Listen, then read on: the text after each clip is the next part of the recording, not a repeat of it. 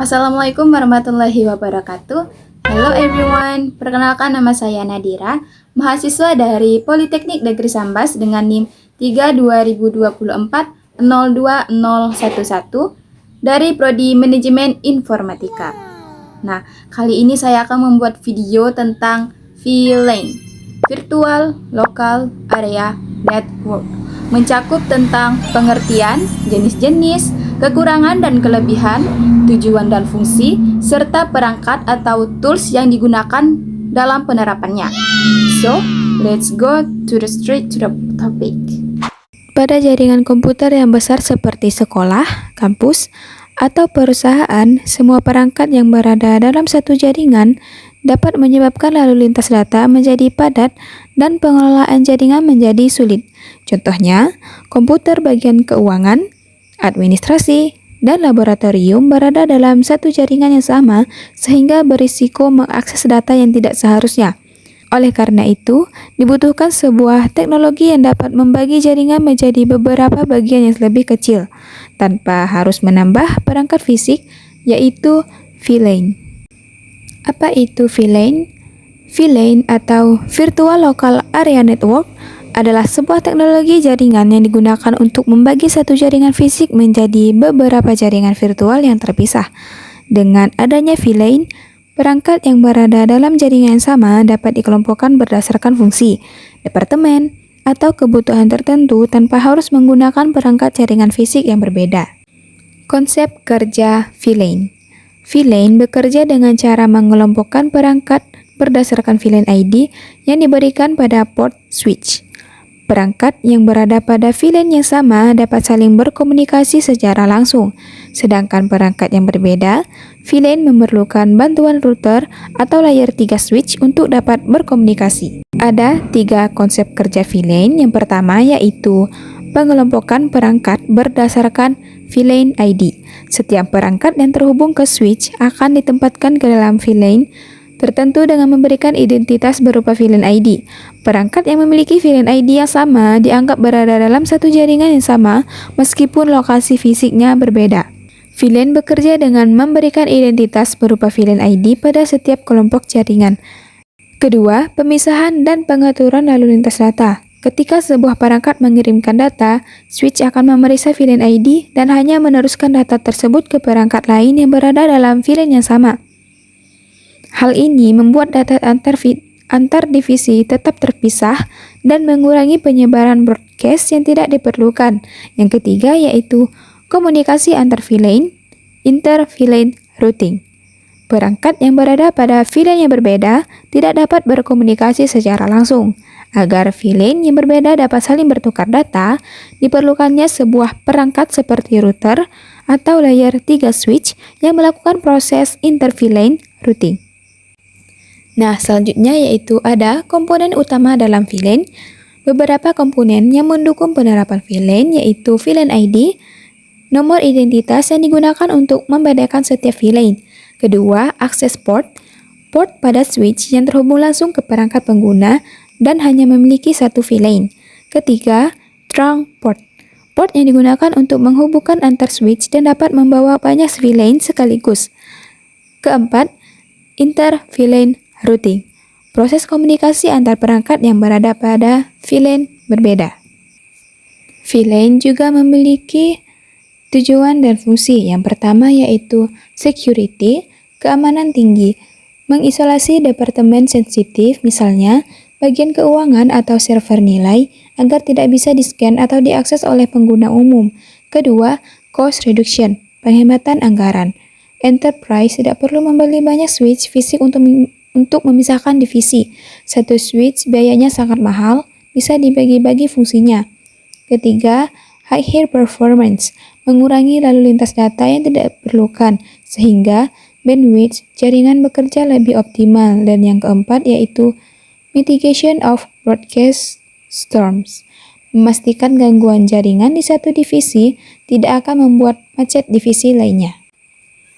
Lanjut ke jenis-jenis VLAN berdasarkan keanggotaan membership. Pertama, port-based VLAN, static VLAN, pengelompokan berdasarkan port pada switch. merupakan jenis VLAN yang paling sering digunakan karena sederhana dan mudah dikelola. Kedua, MAC Address Based VLAN, Dynamic VLAN. Pengelompokan berdasarkan alamat MAC perangkat. Contohnya, laptop milik bagian keuangan tetap masuk VLAN 20 meskipun dipindahkan ke port switch yang berbeda. Ketiga, Protocol Based VLAN. Pengelompokan berdasarkan jenis protokol jaringan. Contohnya yaitu lalu lintas menggunakan protokol tertentu dapat ditempatkan ke VLAN yang berbeda untuk mempermudah pengaturan jaringan. Keempat, IP Subnet Mesh VLAN. Pengelompokan berdasarkan alamat IP atau subnet.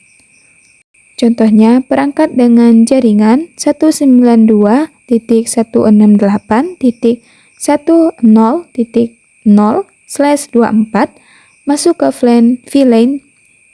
VLAN 10, sedangkan jaringan 192.168.20.0/24 masuk ke VLAN 20.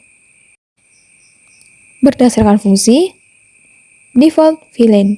VLAN bawaan pada switch umumnya VLAN 1. Kedua, data VLAN. VLAN untuk lalu lintas data pengguna. Ketiga, voice VLAN. VLAN untuk lalu lintas komunikasi suara. Dan keempat, manajemen VLAN.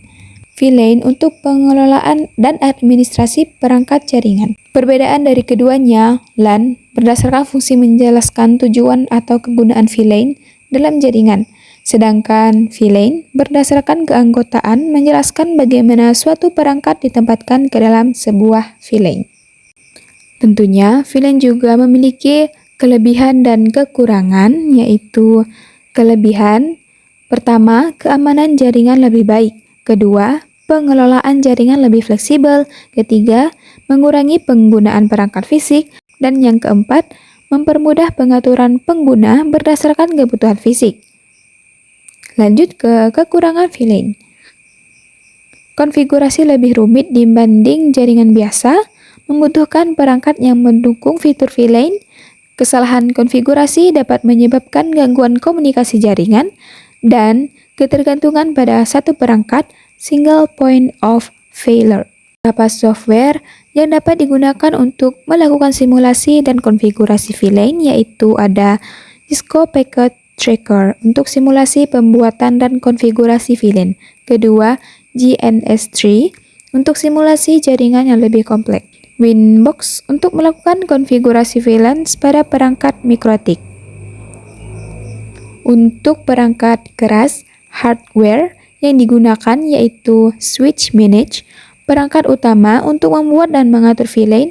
Kedua, router atau layer 3 switch digunakan untuk komunikasi antar VLAN, inter-VLAN routing. Ketiga, komputer atau PC maupun laptop digunakan sebagai perangkat pengguna dan konfigurasi jaringan. Penerapan VLAN di dunia nyata. VLAN sekarang sudah banyak digunakan di lingkungan sekitar kita, seperti sekolah maupun kampus, untuk memisahkan jaringan guru, siswa, laboratorium, dan administrasi.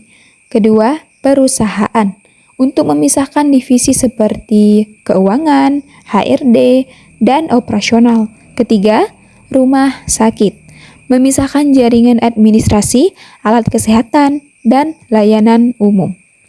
Virtual LAN, VLAN, merupakan fondasi vital dalam perancangan infrastruktur jaringan enterprise modern.